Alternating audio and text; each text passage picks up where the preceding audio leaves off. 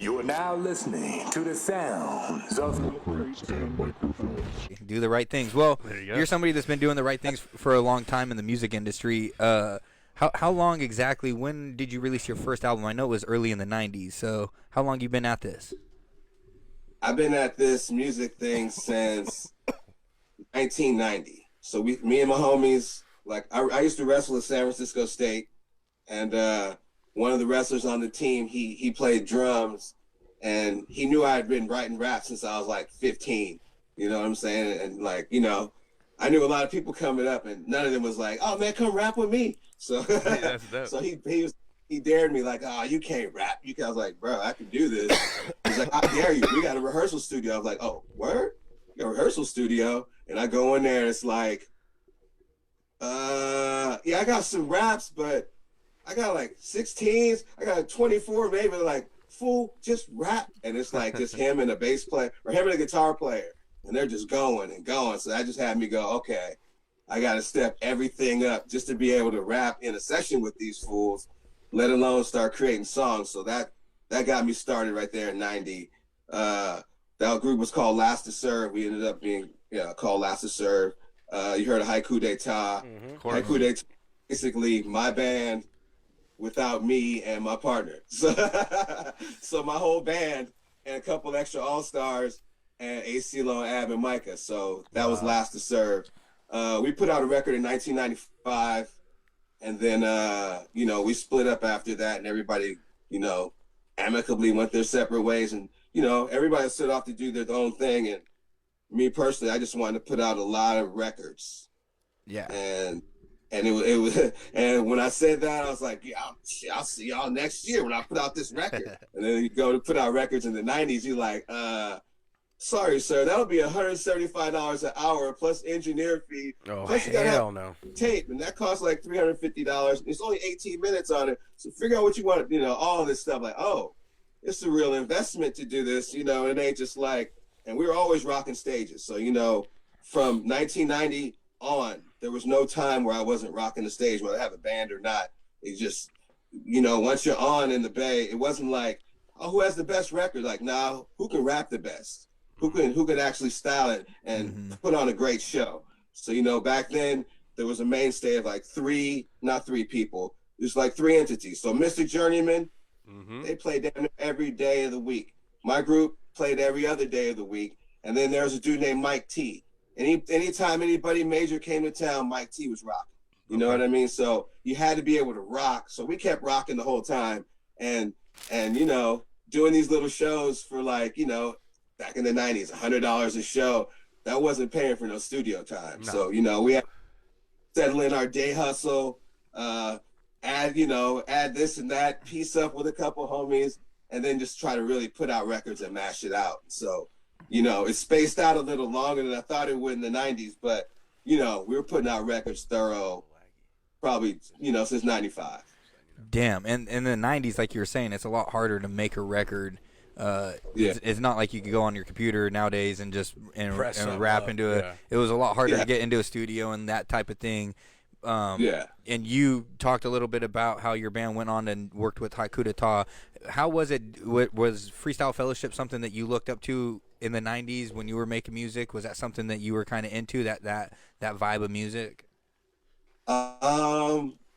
Well, we didn't we got it. You know what I mean? Like, LA and the Bay are two different worlds. You know what I'm saying? For sure. So we got our own sound, our own definition of what hip hop is and all that. Don't get me wrong. We love Freestyle Fellowship.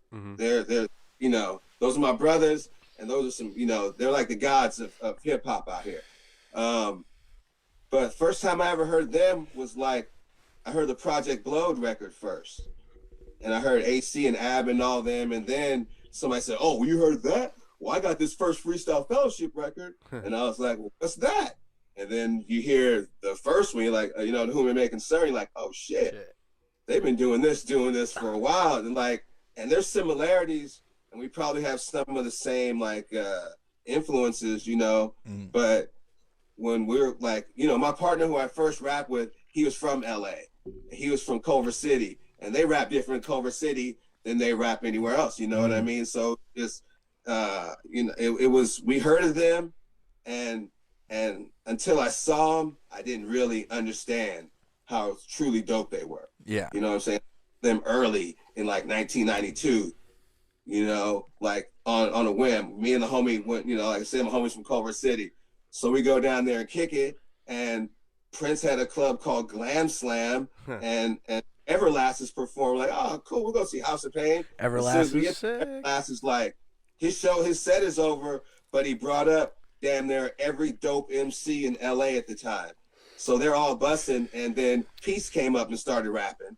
And then I was like, what the fuck? They're like, oh, that's Freestyle Fellowship. I'm like, what? I was like, I heard of Freestyle Fellowship. I thought they came out like hella long ago, and this dude's like 15. Like, how dope are these motherfuckers? You know what I'm saying? That's tight. So wow. At that point, really understood. And, you know, there's somebody to be like revered and studied. You know what I mean? For sure. And that that is a true statement too. You saying that the LA and the Bay are two different styles, because just from you can tell that the way that they chop, you know, the chop flow that Freestyle Fellowship had compared to the Bay Area is a little bit more like just easy, free, you know, like kind of flowing. Oh, for sure. But when you hear that style, that Freestyle Fellowship, the way that Micah 9 or Peace, the way that they chop it up, that is like on first impression is like, holy fuck, what is this? Like, where has this been? Yeah. I know when I first heard it, it blew my fucking mind.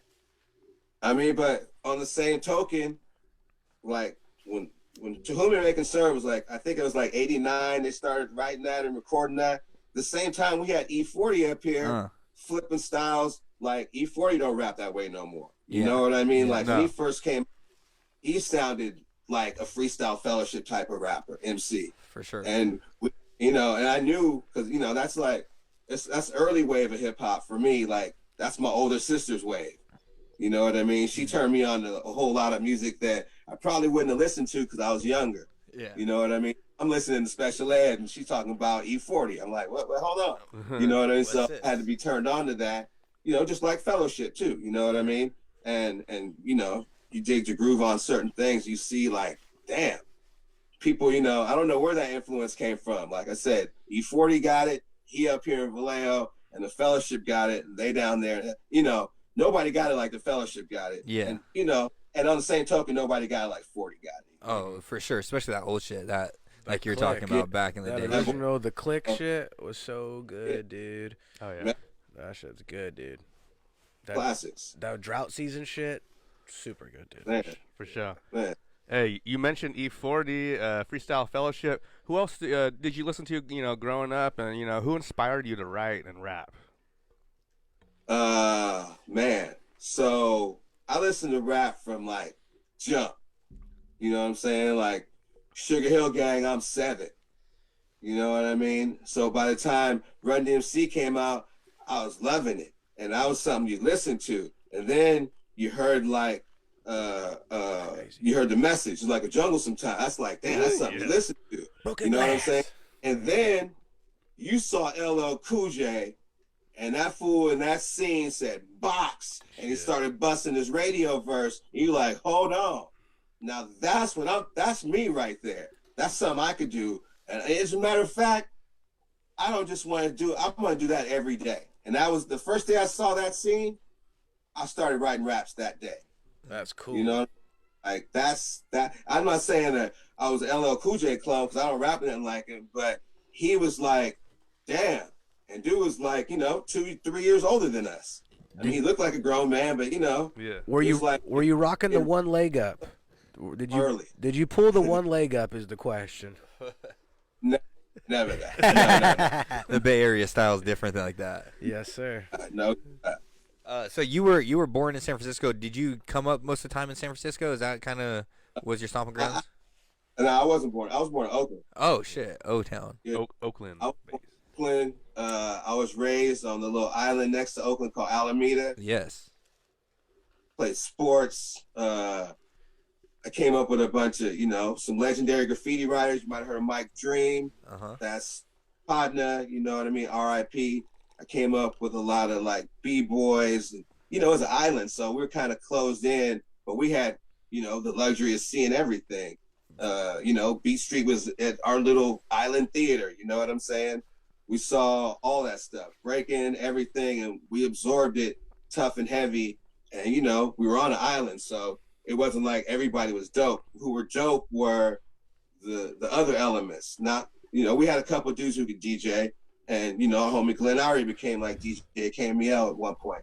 But it was mostly like B-boys, like dudes could really break dance and kill it. And we had graffiti artists like Dream, basically created Oakland graffiti. Yeah. You know, the aesthetic of it. I'm not saying he's the first person, but, you know, getting up all the time, getting everybody else up.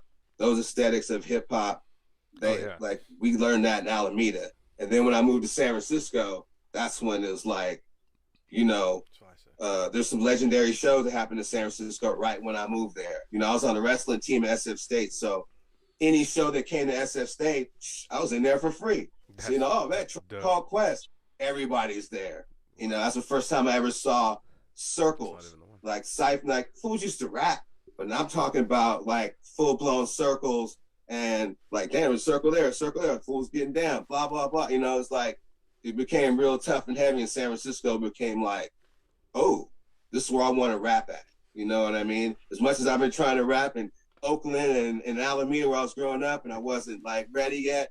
By the time I got to San Francisco, I was like, it's on, and this is the perfect, you know, scenery environment for it. Check it. Oh, for sure. Oh yeah. Yeah. So like in the earlier times there in Oakland, did you have any like interactions with the hieroglyphics out there? Man, I wanted to.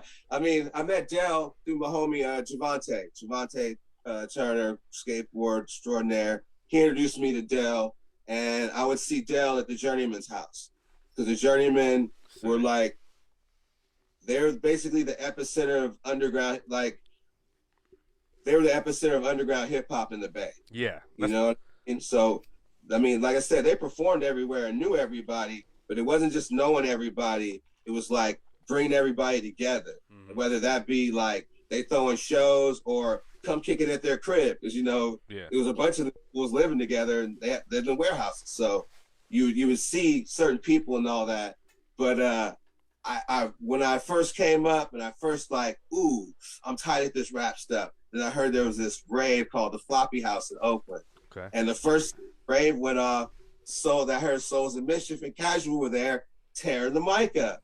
I was like, oh, I'm going next week. Hell yeah. So we go, and it was just a rave. And nobody was there rapping nothing. So we just kept going and going and going. It was a dope party. But we went there to see, you know, and see if, you know, what the MC world was like over there, how they was really getting down. So there was, there was really no MCs getting down over there. That was like that was just word of mouth to get everyone to come. Not at that spot. I mean, I guess the first night it was lit, but after that it was just a party. You know, pretty girls, everybody dancing, and it was a rave. They needed you, man. They needed you to go up there and grab that fucking mic. They were like, "Hey, we set it up. Let them come. Let them slay it down." Keep it a buck. There wasn't even no mics there. Oh I was shit! Like, oh, we were thoroughly disappointed. Needless to say. Yeah, definitely, you know, definitely. We're at SF State. We're in the cut, and we gonna come all the way to downtown Oakland on a whim, and like, oh, y'all kind of played us, but it was a cool party. That's cool. That's hella cool. We met up with the homies later on in the push, you know. What year was that? Say that again. What year was that? What, the Floppy House? Yeah, what year was that? 1990. Oh shit. 1990. That's a forever ago now, huh? That's crazy. And those dudes were like high school. You know what I'm saying? We're like sophomores in college. Those dudes are high school, and they're like, damn, these high school kids are going to turn the party out. We're gonna go see what's popping too, you know what I'm saying? But it never really came to fruition. But, you know, we met all those guys later on before everybody blew up, and, you know, everybody's homies and shit. You know damn what I mean? Near what, 33 years ago and shit? 30-something years ago? That's insane, man. Bruh, definitely. That's super crazy. I have a touch of everybody in the Bay. You know what I mean? Like, I've been around, like, hieroglyphics. I played the record release party for 93 Till Infinity, me and my band. That's tight as fuck. And another group called FM20. They're like legendary. You know, just 4 DJs, you know, Qbert, Shortcut, Disc, Apollo, and the homie Nim was the MC. So it's, you know, legendary people all around. You know what I'm saying? Yeah. It's been a long, long journey. I mean, sure, man. And I mean, that was back where we're just rapping. Those guys brought it to the forefront of, like, we thought we were creating a culture that was a counterculture, because like I said, San Francisco was like an epicenter for performances. We had the Gavin convention, which was like all radio. So every hip hop was new.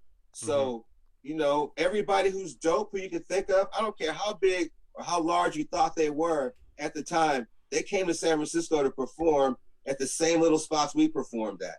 And sometimes they perform with us. You know what I mean? So when you walk down the street and see Big Daddy Kane, he's walking and going into the club, he's having a problem getting in the club that you just normally walk into. You're like, damn, this, you know what I mean? Like, hip hop was starting to get big at that point. You know what I mean?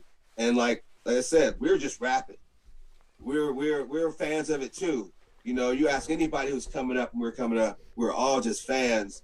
But we had something to say, and we liked our own little way we did our own music too. You know what I mean? Yeah. When you were coming up, who really inspired you to be like, I want to make hip hop though, like real ass hip hop? Like, who were you like? I know that there's Run DMC. I get that there's fucking like that New York shit's bumping off because big time, because of MTV's happening and My Music Box is happening. All this shit is getting visually seen. Breakdancing is happening. All this is happening. Tapes are happening. People are recording. Who in your neighborhood was like, hey, check this out? I think that you would really like this, or better yet, who were you listening to where you're like, man, I think I can really fucking do this? So look, like I said, we had a band, right? And my band, we used to rehearse at my crib. So I lived at 510 Haight Street, and it was above a cafe. So when we performed or rehearsed in our living room, nobody tripped. You know what I mean? And at the same time, we had neighbors that lived above us who would not perform. They would record music. They would record like 200 songs a month. That group was called Board Stiff. Hell yeah. Oh, shit. They'd be chilling on my porch. When I moved to Lower Haight, I moved basically to where they kicked it at. That's you know tight. what I'm saying? So I'd have to walk past them to go upstairs. And then eventually, like, this is like one end of Haight Street. I mean, on the same block, you know what I'm saying? So I moved from one end of the block to the other end of the block. So when we moved to the other end of the block, we used to like kick it tough and heavy. And by that point, we were hella cool with Board Stiff. And they would just be like, oh man, check this out. And they would give us like a 90-minute tape. And it'd be a 4-track tape. And it'd be like, we all kicked it yesterday and had these conversations. All of a sudden, these are songs they got. Wow. You're like, oh damn, y'all are really on it. And like I said, they were like, you know, we're hip to calling our shit like street journalism. Like, you know, we ain't really a reporter, but we're gonna tell you some real shit. You know what I mean? And these guys were doing it like every day, not just like, oh, we're gonna make this one record. They were doing like every day. It didn't matter if it came out, as long as them and their homies could listen to it. And we became the homies that got to listen to it as well. And you know, these dudes, like I said, these dudes are younger than us also. Just happened to be in the spot, huh? That's fucking awesome, man, how that works out like that. A huge mecca for a lot of music and stuff. And we fell right into place. You know what I mean? Mm-hmm. You're right there on Haight Street. It's all right there, just about. I mean, you got Amoeba up on the fucking corner towards McDonald's and shit. I mean, you right there. I mean, come on. We were before Amoeba, bro. See, even better. You were there. We were bowling alley. Oh, damn. Wow. And I'm glad you said that. I'm glad you mentioned, you know, Crypto and Board Stiff. We had a Crypto on before, you know, in the past, and super cool dude. Yeah, you know, I'm curious, you know, when did you first start making music with Crypto? I know you have a number of like tracks with Crypto. When did you guys first start making music together? Damn, it's like, I think it was 2010. We wanted to like bring a bunch of the homies together under one umbrella. So we got, I think we had like 9 or 10 of us. It was like me, Shag Nasty, Agent, Strict 9, Kurt Sack, damn, hella mother. It was all of us. Eclipto, you know, all the Board Stiff members, a lot of people came through. And it was really about just, you know, let's push this as far as we could push it. You know what I mean? Yeah. And I had taken some time off because I used to be an educator. And then I got put in this one school where it's like the kids will test you if you ain't there every day. They're like, oh, this motherfucker don't care, blah blah blah. So I made it a thing that I'm like, man, I'm not leaving, motherfucker. This school have to close down before I leave. And pretty much the school closed down for me to leave. And when the school closed down, like the next week, I was like, man, I gotta get back to these raps, man. What am I doing? I mean, I just took 3 years off, not doing anything. You know what I mean? So when I came back, I was fresh. And anybody tell you I'm like a drill sergeant in the studio. I don't care who it is. I don't care if you're the dopest in the world or the wackest in the world. You're not coming in that studio and lollygagging with me. We're not gonna waste no time. We could be outside kicking it and enjoying sunlight, looking at, you know, what the world has to offer instead of being in this little room. So we're gonna squeeze some juices out. You know what I mean? So working with Ian and them, it's like every day. You know, like every time I would come to the studio, first I would come to the studio like once a week. And then it's like, you know, we liked it. Come a couple more times. It's like, man, we need to start recording some shit. Then you start recording shit. And it's like, oh. Then it's like every day for some amount of years. And I got a hard drive of like, you know, 200 songs. They got way more than I do. You know what I mean? And I'm a song hog. Meaning, like, shit, if there's a song to be made, I'm on that motherfucker. I might have the first verse on every song. That's just how it works. I'll finish first, and I record everybody. You know what I mean? Yeah. So there's a lot of music out there. Hey, talking about being a workhorse in the studio, you know, one of my favorite albums by you is Imaginarium. You know, I believe that dropped in '98. And this is an album that's regarded as a true hip-hop classic, man. And, a fucking independent hip-hop classic. And a lot of people regard it as, you know, a true legendary album, man. Talk a little bit about that, you know, creative process for that album and, you know, what went into that. How long did it take? Very good question, John. I appreciate you. For sure. This is our boy Sig. That was a good journalistic question from him. I love that album, man. And how long did it take for the album to get pressed and put out, too? I'd throw that on top. That was like, so that whole thing was a process.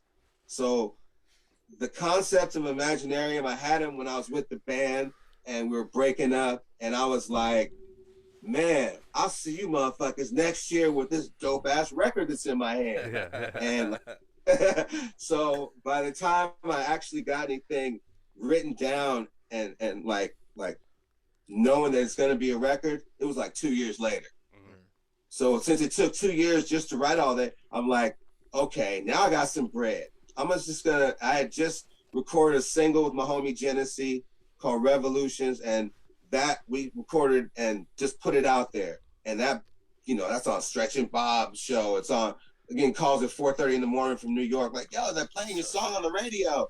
Get calls from, you know, Russia, Amsterdam, like, how the fuck you got my number? Like, your phone number's on the record, homie. I was like, oh, forgot about that part. So, you know, from there, it was like, oh shit, we got this kind of response from a song that we wrote on acid on a 4-track. Well, at all this shit that I really, really hypothesized. I got like 10,000 styles on 10 songs.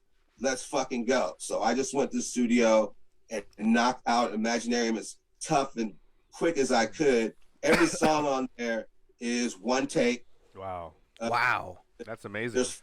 There's 4 mistakes. One song is completely freestyle. I'm not gonna tell you which one it is, but it's one you ain't gonna think is completely freestyle. Wow. What's your favorite song on the album? It's all one song to me. Yeah, there you go. I knew he would say that. I knew he would. From beginning to end, it's just a great album. A true great. It has a good flow. The whole thing is a old banger, school man. feel, super old school feel. Yeah, it has that. It fits right. That classic hip hop sound and vibe. I'd be driving to it at work. It's dirty. Fits we like right. that. We that we dirty. like it dirty. I want to hear that in the back. I want to hear. It sounds like it's supposed to be where it's at. Good music. Perfect music. Thank you. Yeah. Shout out DJ Zeph. He came up with a lot of those beats. Yeah. And it wouldn't have worked without him. You know what I mean? It sits good in hip hop where it should be. And once you make this album, and then you know that people are listening to it, what kind of of change in like going out and playing shows? Did you start hearing the crowd singing the songs back to you, that type of thing? How did that feel to have that type of recognition and to kind of start feeling that movement? Because that's always different when you make a song, you're like, okay, they hear it, but are they listening? And then you go out and you play a show. And for instance, I've seen you live, and when you played Hop, we were singing everything back to you on the Hop song. And so it's like, what kind of feeling is that for you to start getting that recognition, especially as a youngster, and not having your ego in check yet? Man, so look, I grew up playing sports. So in rap, I don't have no ego because I wrestled. I used to go from city to city wearing tights and have to like damn near fight in an arena. Yeah. You know what I'm saying? Win or lose, I'm rocking these tights. And these tights were from the 70s. I'm damn near in 1990 wearing these old clothes. And so embarrassment, all that's out the window. For sure. So, but when it comes to like the music stuff, I always just, first off, I just tell the truth. The truth according to me, you know what I mean? I tell my ultimate truth, and I'm not, there's no like, I might be Superman metaphorically, but I ain't dodging bullets, you know what I'm saying? And there ain't no bullets part of my songs, even though I experienced that stuff. But when you don't throw that stuff out there and you throw out something that's ultimately just positive, man, what's somebody gonna do? Throw some negativity at it? Right. They'll either ignore it or they'll just let it be what it is. And since people let it be what it is, it's festered into something that's really cool. Like you said, like when I first started rapping, like I said, I had a band and we had people who came to our shows and rock with us, but they never sang our songs. You know what I'm saying? Yeah. And they knew our fucking songs. You know what I'm saying? They never sang them back to us. I never got that until I did Imaginarium, and then people would be like, "Oh man," they bust a lyric back at me. I'm like, "Ah, shit, what? I be doing that. Quit playing with me right now." That's a mental fuck right there. That's crazy. Good. And then but Imaginarium's like one of those like when I do that record or any song from there, people just watch. You know what I mean? They want to see if I can bust it or whatever. You know what I mean? Because those are just because I don't even consider those songs. You know what I mean? Like I said, that whole record is a song. Yeah. It's like you check it like song structure wise. It ain't hella song structure. It's verses. Like when I first came up, I was a Roneous Da Versifier. I was the guy who bust in verses. You know what I mean? No matter who's on the song, I'm coming out with the raw verse. So that whole record is just basically that style. So when I came out with Imaginarium, this is like I couldn't get any press for it because DMX had just came out with his second record in a year and blah blah and all. I got underground press. Everybody underground loved my record. You know what I mean? But college stations, from Five magazine saying, "Oh man, we love your record. If you just push it back 6 months," then I was like, 6 months? I could write another record and put it out in 6 months. Like, yeah, DMX just did that. That's why we're doing it. I was like, oh, for real? Yeah, he had the back-to-backs, So, hey, when he did that, they told me that, I moved in with Elusive like 3 days later. We made the Dreamweavers record in like 3.5 weeks. Oh, wow. You know what I'm saying? Those were all one-take Jake. You know what I'm saying? That's a second take of that record. Like, we had some wild follies, me and the Coslow brothers living in this warehouse, and somebody came and robbed the spot, stole his MP and all the beats. Oh, jeez. Basically gone, and he moved to LA, and then 2 weeks later he gave me like 25 beats, and that was the Dreamweaver record. Wow. That's insane. I was insane. Like, if DMX could do that shit, me too. Let's get in it. Get it. You talked a little bit about writing music on acid and that type of thing. Over here, we are big proponents of psilocybin and the mushrooms and stuff like that. The psilocybin, but the microdosing and that type of thing. Are you still into that, or you past that? You still fuck with it? So I had I'd be riding bikes something tough. So I had a crazy bike accident a couple of years ago. Oh yeah. Got killed by some fucking crazy driver, and I came back. Wow. And I had lost some of my memory, and it took a long time to get it back. So when I finally got back to like where I felt lucid, I was microdosing. So I microdosed for 2.5 years. And in those 2.5 years, I remembered, I'm not saying it's just a mushroom, but there's hell help because, like, you know, back then mushrooms was illegal. By the time that I had just got saying that, damn, this shit hella work. This should really be medicine. They're like, oh, what's decriminalized in Oakland? And I'm like, oh shit, I carry mushrooms in my bag everywhere I go.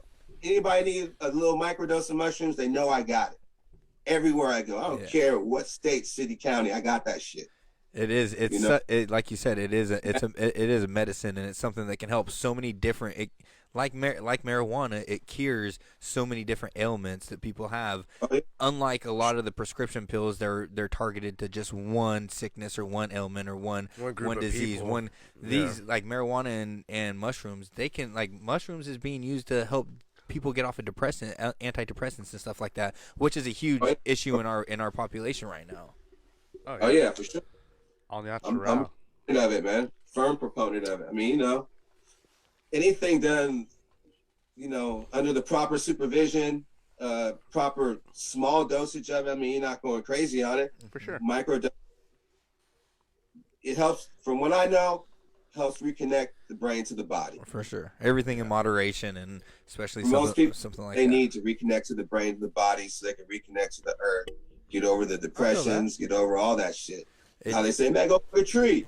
That shit actually means, it doesn't mean go hug a tree physically, but go be out there in nature. That kind of cures a little bit of the depressive. Breathe in that fresh air. It helps you appreciate the shit that you have. I think it really does open up your mind and help you appreciate and see, you know, what you have. You should be happy for, because some people have a lot less. Everybody, you look up, you can look down. You know what I mean? It's the same shit. So. Take it back to nature. Take it back to nature. Hey, man, as we wind down here, man, you know, you have a little group called Double Life here. You guys released a newer project last year. Talk a little bit about the group. Talk a little bit about that new album. Okay. Double Life is, so like I said, after I left the group, Last to Serve, this is the 90s. This kid from New York comes and he goes to visit my rhyme partner, and they kick it for like a day. And I never see the guy again. Then I see him like 3 years later. He goes, yo, I came to your house. You still be fucking with rap? I'm like, yeah. He goes, well, let's make something. And from that point on, me and that dude been solid. Whatever car he got, I'm riding shotgun. We got some music in the box, and we're freestyling. We're getting ready to go make a song together. That's Double Life. You know what I mean? From jump, we've always been like, yo, let's go make something. He's like, when he first came back to Cali, I lived out here. I lived in the East Bay. I lived in Alameda, I think. And he lived in Marin. We'd always meet each other in the city. We'd be at our hot spot. I kick it at the club. Yo, let's take it to the test. You know, if you know about the test, you know about a little bit of acid, you take it to the test. So we went to the test, you know, and record these crazy songs on the 4-track. And those just became like our old school bangers. And that became our first single we put out, called Revolution. Well, Revolutions was something that's like, you know, that was really cohesive, you know, thought out. But we have other songs, No Limitations, that was on Imaginarium. Those are all just free flow, acid songs. We're on acid, you know what I'm saying? Like, yo, bust something, I'll come right off you.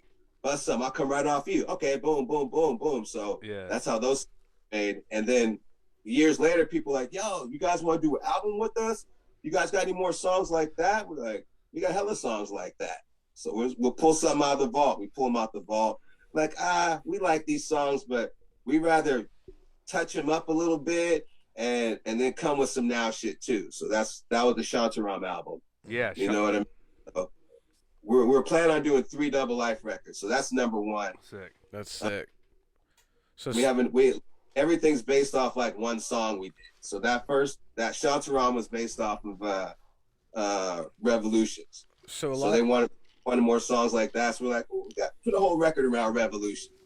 You know what I mean? And we have this other we did called The Path that nobody's ever heard, and we don't even have the song anymore. We just remember the lyrics. We're like, rebuild that song and build the whole record. So that's the next record. That's dope. I like that. That's exciting to hear. It's nice to hear that. It's refreshing to hear that you're still like making music and excited about making music and still have that drive, especially like hearing that you were making your first album in 1990, to still have that drive and that passion to make new music. It's good for us as fans because we love the underground or whatever. I always say I don't know what underground hip hop is. When I was younger, I was so sure what underground hip hop was, and as I've gotten older, I'm like, I don't know what the fuck it is anymore. I like this type of music or whatever it is. Your type of music. We're glad that you're still making it, and there's still dudes like you that are still got that passion for it. So nowadays, though, when you go and get in your car and you're just chilling on a fucking Tuesday or a Wednesday at fucking 11 o'clock in the afternoon, what are you putting on when you're taking off to go pick up the milk? When you're taking off to go fucking drop a letter off at the post office? When you're gonna go fucking pick up a new shirt? What do you got in the motherfucking car? It depends on who I usually play just my friends' music because I come from the era where even if the DJ in a crew is in my friend's crew, the DJ won't play his music out. So I like to keep my friends' music lit in my head and in my spirit because that's what they made it for. Most guys don't make music to become like world famous. They want just their folks to hear it and to bump their shit and you actually remember it. Yep. You know what I'm saying? So I like to bump my friends' music. I have thousands of friends who make music all over the world, and I love them all for it. I don't get a chance to like go, and I don't DJ too much. You know, if I do, we'll do like a draw club or something. I'll DJ for the homies, but I don't DJ enough to be like, yo, we got to play this song somewhere. So I just listen to my homies' music. You know, people like that I know. You got any respect, and that's all love because, like you said, you have thousands of friends that make music. So and that's perfect. Plenty of music to listen to. Do you have anything that you want to play on the podcast and plug for us real quick? Because we would love to hear. Because you had a song that you wanted to bust. Yeah, you got a song? Play that shit. We would love it. Damn, I got so much shit. Play one or two. You good? I'm about to come out with Imaginarium 2 this year. Hell yeah. Let's go. That's huge news. You heard that news, folks. You heard it here first, motherfucker. You heard it here first. But Imaginarium like TOO. So it's not the same. Okay. No, like two. Like also. Two. Yeah, it's Imaginarium 2. Also. Imaginarium also. Hell yeah. I like that. So here, I'll play a song. This song's like dedicated to homeless people. It's from the perspective of a homeless person. Okay. All right. I hate you, and I hate you too. I hate you, and I hate you too. See, everybody's hated here.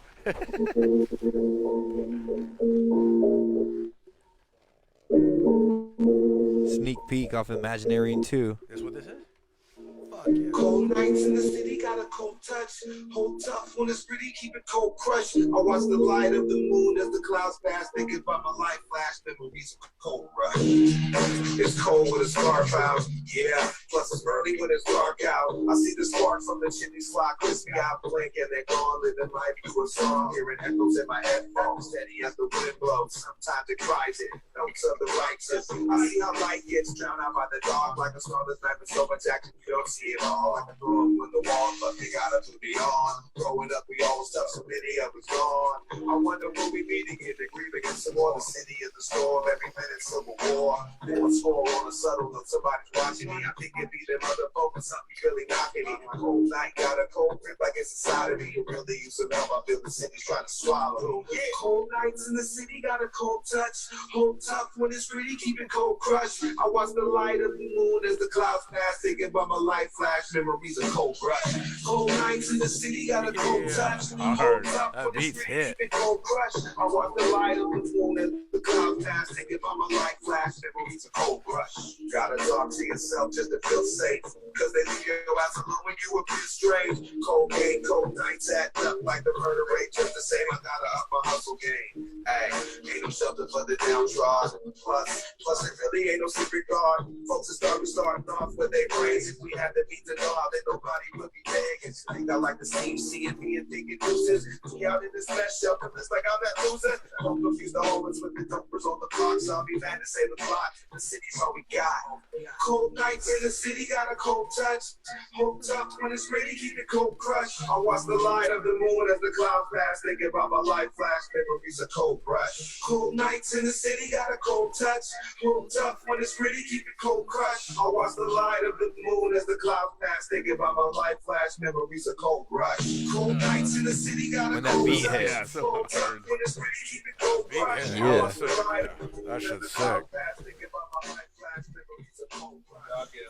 That's so dope. Very good. Very good.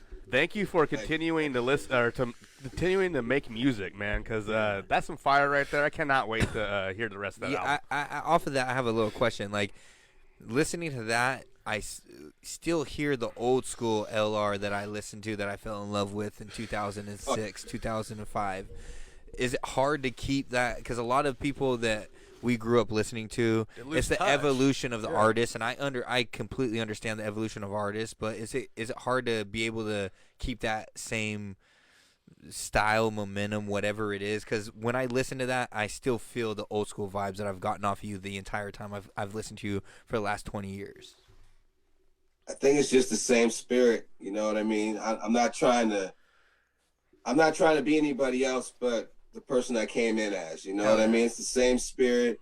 You know, Elronius means the nature of Elron, you know? It's like courteous. You show courtesy, you're courteous, right? So I'm just showing you Elron all the time. So it can't really stray. I'm not, like I said, I'm not trying to sound like anybody else. I know how to rap like hell, motherfucker. I know how to make money in this game too, but it's not really about that. Yeah. For me, it's about a real strong legacy from point one to point wherever, as long as my art keeps going up, you know what I mean? Like Imaginarium's not my best record. If people think that's my best record, man, they missed out on a whole lot. Yeah. You know, and I came out with the Dreamweavers record like a year after that, and it has twice as many songs on it. Then I came out with Purposely Powerful like 2 years after that. And really my record's called Notes to the Righteous Outlaw, Volume 1. And that record That's is my favorite. untouchable by anybody I know who makes music. Yeah. And I know everybody. Yes.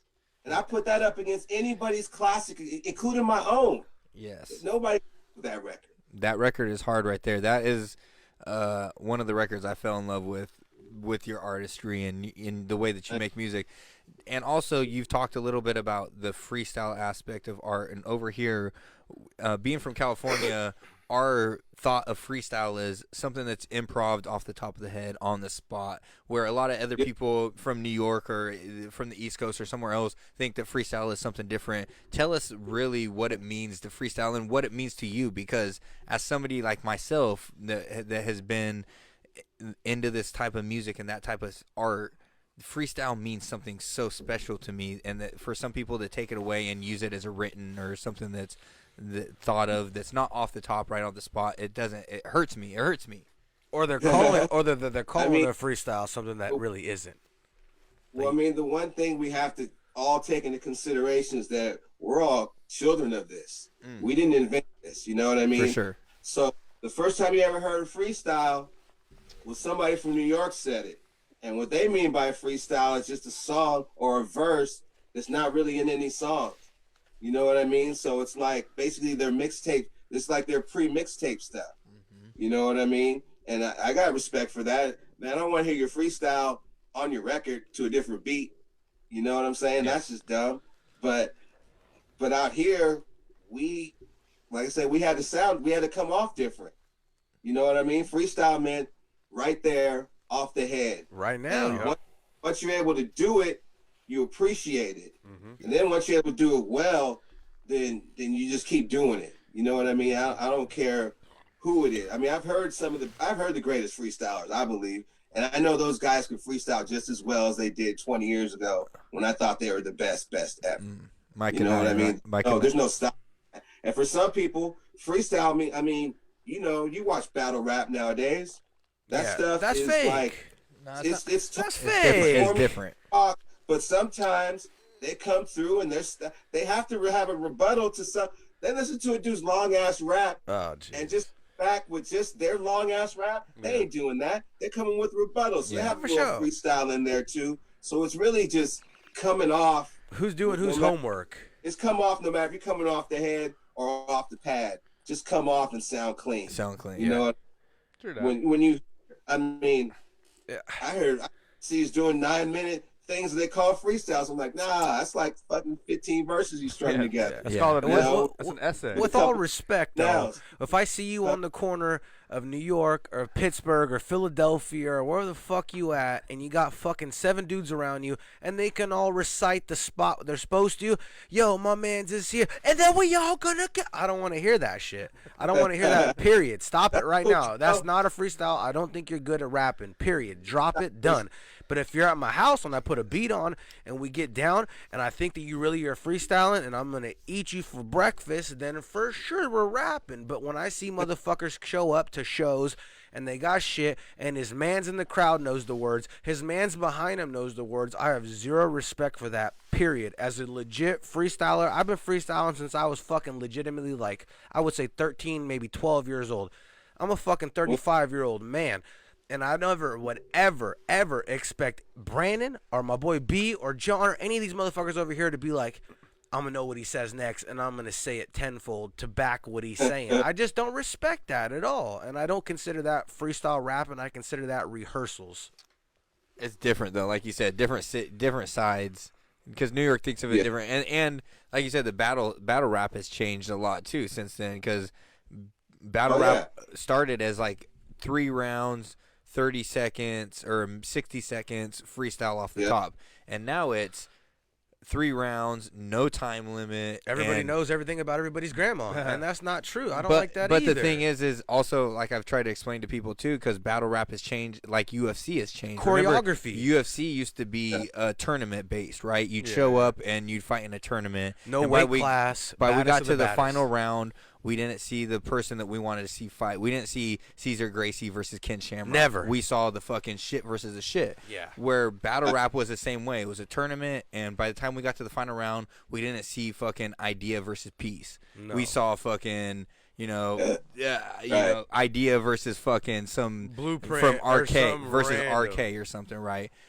Right. As it's evolved now it's where these guys have time to actually think about what they're gonna say. They can write 4 verses, 3 verses, and an overtime round, and be prepared. And the show is better. Now we get our fucking top battle rappers. We get Hollow to Dawn versus Disaster. We get fucking homie Passwords, man. Passwords is the man. Do you get battle rappers or do you got well-rehearsed men? Is Passwords? You fuck with Passwords though? That's my guy. Yeah, so we get Pass, who is one of the most talented fucking off the top. He can freestyle and rebuttal anything. But Don. Yeah, exactly. I think Ohio Don lost twice, right? He has, and he's one of the greatest. But it has turned into also battle rap has also turned into a performance based, right? So it's a dance now. Also, how you can fucking perform it and how you can rehearse your shit. It's an all inclusive type of thing nowadays. Look, hey, I'm not. I mean, I was never. I mean, like I said, like your homie said. Look. We used to, when we had the battle fools, we coming off the head because we're trying to serve you in the here and now. The shit wasn't recorded, nothing like that, and that's cool. But the way battle rap is now, I like it. Yeah. Because you don't have to see a whole tournament. You know what I'm saying? I want to see who I want to see, and I hope they match these motherfuckers up and pay them their money so we can see a good match. Hell yeah. You know what there you go. And they got the bread for it. So man, entertainment. I mean, that's all I'm saying. I love it. Like, the only thing I would change about it is the shorten it a little bit, because when I go on YouTube and I see a 45-minute battle, I don't really want to watch that. No. But if they could shorten it down to that 20-minute range, I'm in. Sweet spot, 20 minutes sweet. Like they should, if they're gonna shorten it, they got to do it with nobody there.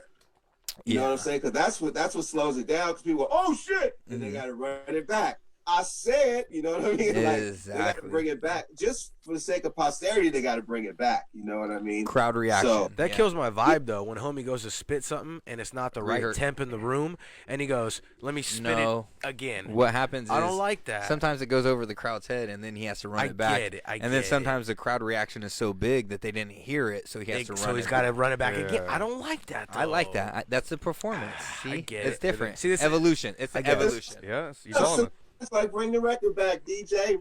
That's true. Know, it's old school. That's true. But are we freestyling then at that point? No, they're not freestyling. Well, they know, though. They walk in, course, and we know now. Course. Yeah, we all know That's now. fine with me. Of course. I'm perfectly fine with hey, we already know what we're at. We're on this level of this is something I've written. We're writing this. If you want me to be okay with it, it's when we can it's be back okay in the day with when it. when we used to do freestyle battles and someone would come with rehearsed shit, or when they'd spit something and you're like, that's not even on the spot or towards the opponent. That's When did something that you be can spit acceptable towards then? anybody.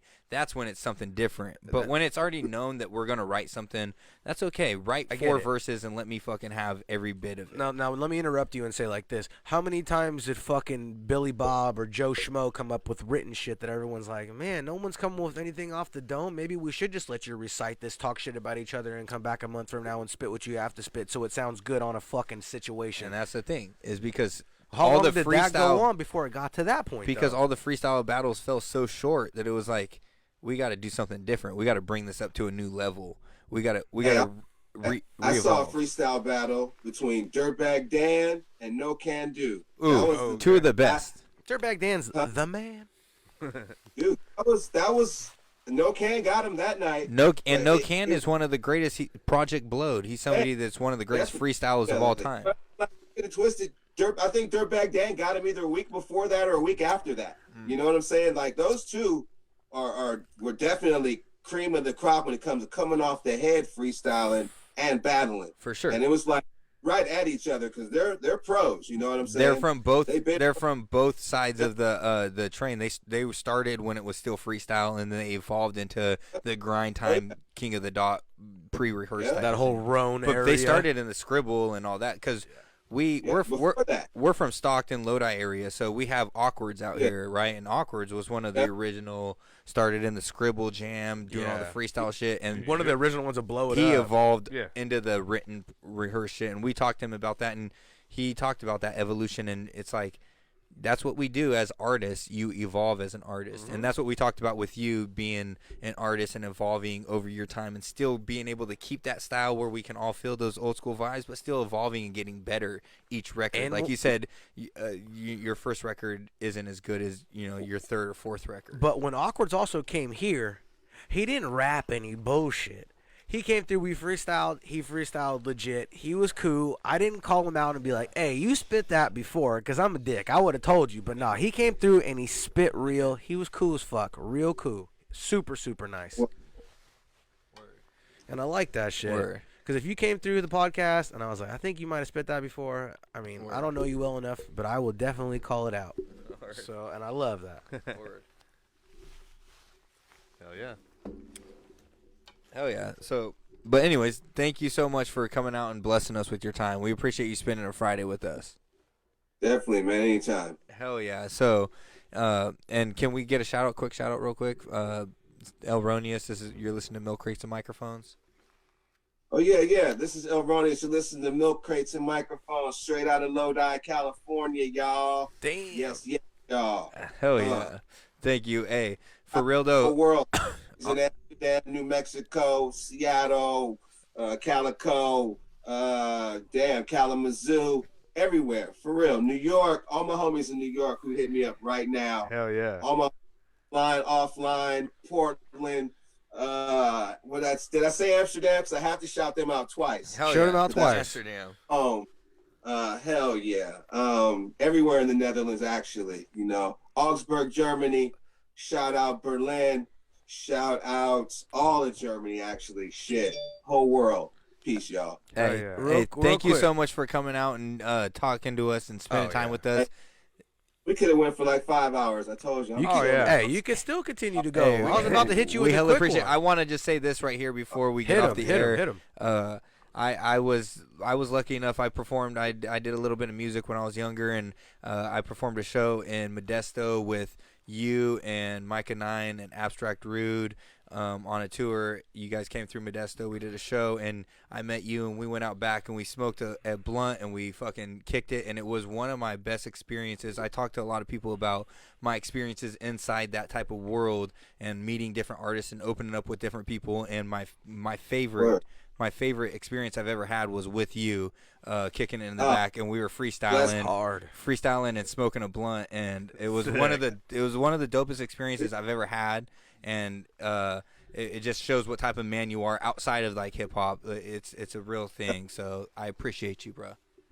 Oh man, definitely reciprocated. Thank you. Yeah, Hell for yeah. sure. Anytime, bro. Before you go, is there I'm here. is there anything that you want to fucking promote, or that you want to play, or that you want us to be up on, that you're up on, that we don't think that we might not be up on, or not just us, just our whole deal, you know what I mean? Just everyone out here who could be listening tonight, play something tight. Let them know, hey man, check this out.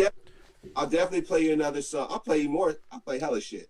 So look, Let's do it. I also, aside from just music, I do other kinds of art. Like I do visual art. Like I do collage work. Like I have a show in Albuquerque, New Mexico, February 18th. It's gonna be called Vibes and Stuff. Just putting the vibes and stuff on the wall and playing music, and you know, some new stuff that's gonna come out. I have a new record coming out of New Mexico on the 25th. It's gonna be called The Demigod. So, you know, like I said, I like to go places and just kick it, and let's just push record and see what keeps. You know what I mean? So dope. So we got like 7 songs with the homies. It's like, you know, with some demigods on that. Ain't nobody, there's no whack verses on it. Yeah. You know what I mean? Everybody comes off and it sounds real authentic. You know what I mean? Just keep it moving, New huh? Mexico spot. So when you go to New Mexico, you said you got a lot of, like, you're like painting some stuff, you got like pictures and shit like that, you're like putting out like your artwork and shit like that? I'm not, no. I do collage work, so I just basically cut and paste. I do a little bit of you know, add some texture to it here and there, but I'm not really a painter. You know, ever since I was a little kid, I wanted to be an artist. Like I wanted to make comic books. I wanted to draw the comic book, but when I realized I couldn't draw at like 9, but you know, all I could draw was like birds and stupid shapes, I was like, man, fuck that. I'm just gonna write stories. So what I do also is I write stories. You know what I mean? I have a book of short stories called Sketches of a Straight Line, and that's in the audio book form. That's on my Bandcamp page. So we can find that on your Bandcamp. Anywhere else we can find that? Just on my Bandcamp right now. Look for that. That's exciting. That's awesome, bro. So just keep that. I don't mess with people. I don't mess with the imperialists, man. I don't mess with people who try to change things and then dictate. I don't fuck with Apple.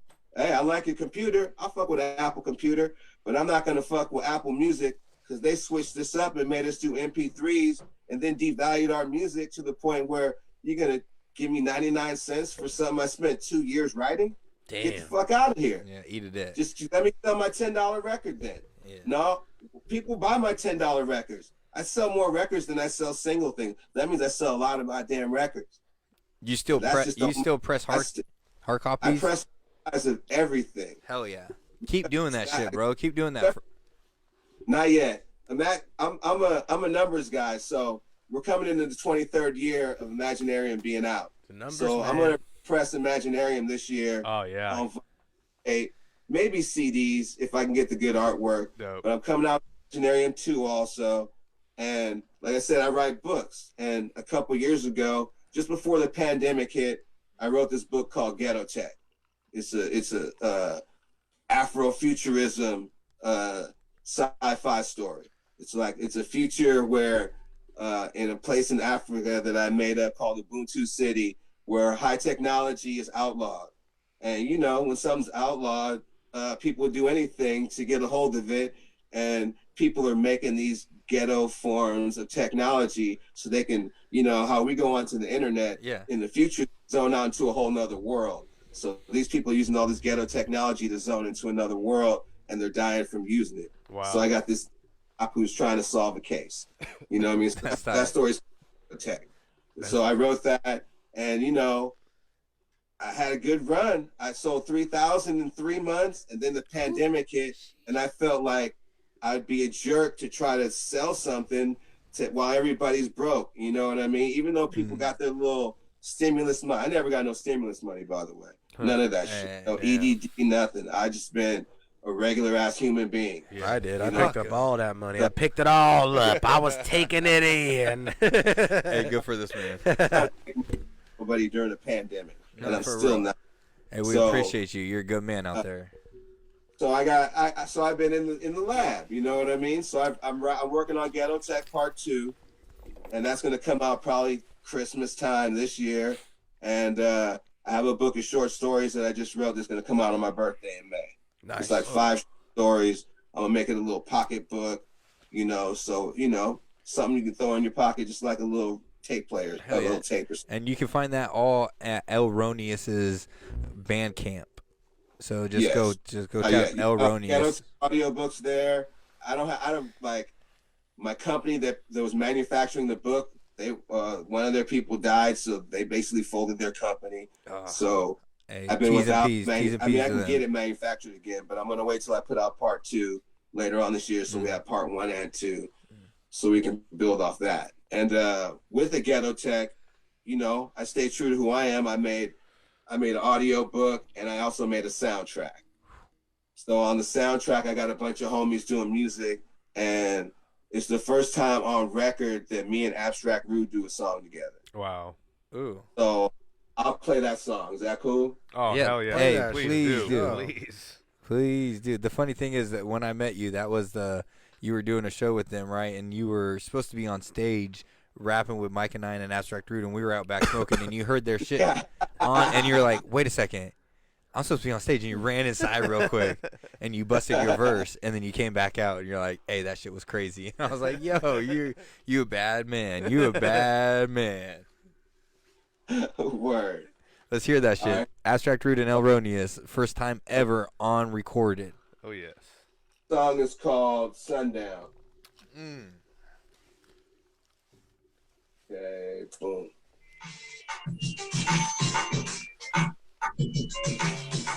Smoke to this.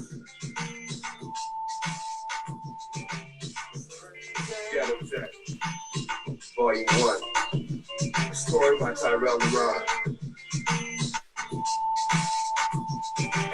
Sundown, south side of a boom. City so vibrant, she live on the YouTube. New school rule, got the old folk neutral. Youngest rock rebellion, melon headed by a dude. The powers in the passion, past the rumors look beautiful. Birds seem mutable, they put up on the plane. Where people seldom visit like you locked up in the cage. Same place they build machinery connected to the brain. The point of the game and the means that they came from. A small victory if these a rush from. All couldn't ruin in the ruins of a state of mind. We know the space and time, coordinating mind. Armored hand stands like the bounce of a band. While they doing what they can, making circles in the sand. Drift where you stand, it's way beyond the abbey. But some live laddie and others text at sundown.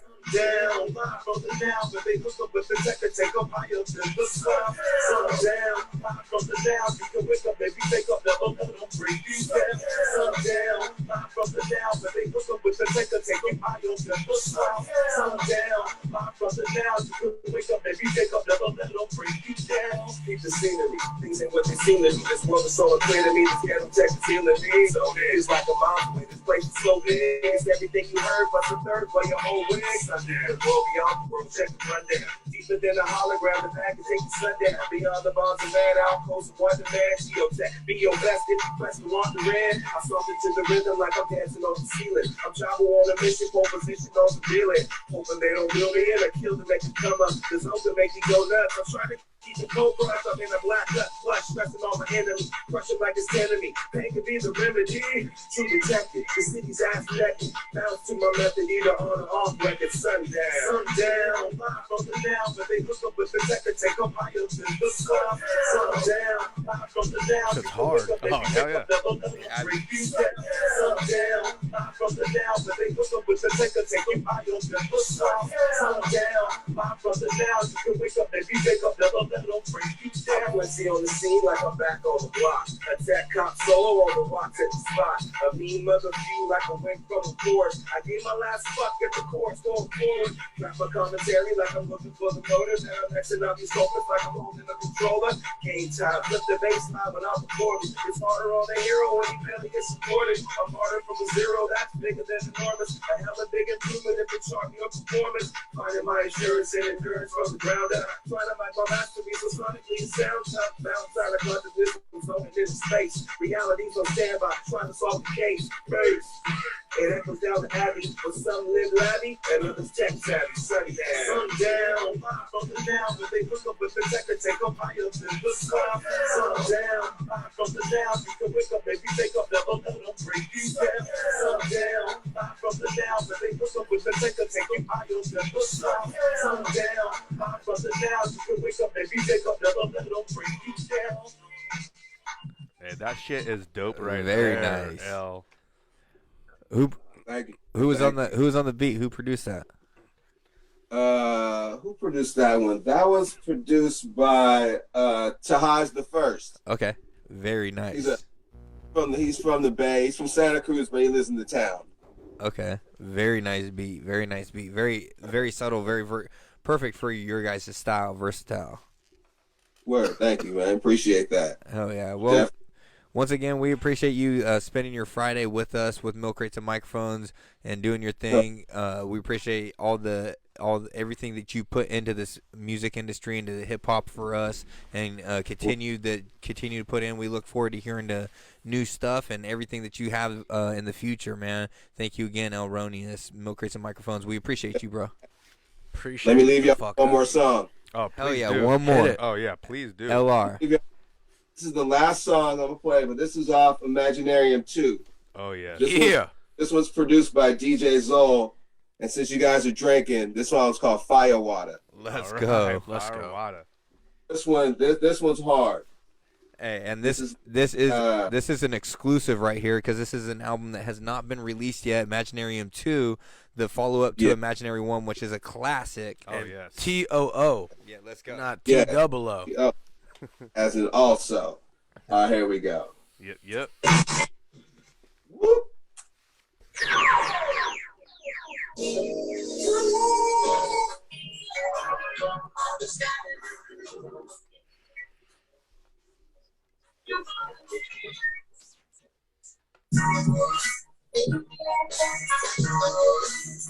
Yeah.